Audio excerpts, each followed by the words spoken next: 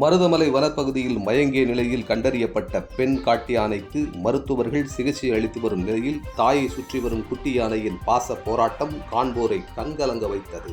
வனப்பணியாளர்கள் ரோந்து பணியில் ஈடுபட்டிருந்த போது 40 வயது மதிக்கத்தக்க பெண் யானை ஒன்று உடல்நலம் பாதிக்கப்பட்ட நிலையில் கண்டறிந்தனர். அதன் அருகில் 3 மாத குட்டி யானையும் இருந்துள்ளது. இதனை பார்த்த வனத்துறையினர் உடனடியாக மாவட்ட வன அலுவலருக்கு தகவல் அளித்தனர். இதையடுத்து மருத்துவர்கள் தாய் யானைக்கு தொடர் சிகிச்சை அளித்து வருகின்றனர். தாய் யானைக்கு சிகிச்சை அளிக்கும் போது அதன் 3 மாத குட்டி யானை தாயை பிரியாமல் அங்கேயே இருந்தது. தாய் யானையின் மீது அமர்ந்தும் அதனை முட்டி தள்ளியும் எழுப்ப முயன்றது. தற்போது கிரேன் உதவியுடன் எழுந்து நிற்க வைக்கப்பட்ட பெண் யானை உணவை தானே உட்கொள்கிறது. யானைக்கு கல்லீரல் பாதிப்பு இருக்கலாம் என மருத்துவர்கள் தகவல் தெரிவித்துள்ளனர். தாயிடம் பால் குடிக்க முயலும் குட்டி யானைக்கு லாக்டோஜன், இளநீர் ஆகியவற்றை வனத்துறையினர் அளித்துள்ளனர். இதனிடையே யானைக்கு தொடர் சிகிச்சை அளிக்கப்பட்டு கண்காணிக்கப்பட்டு வருவதாக வனத்துறையினர் தெரிவித்துள்ளனர்.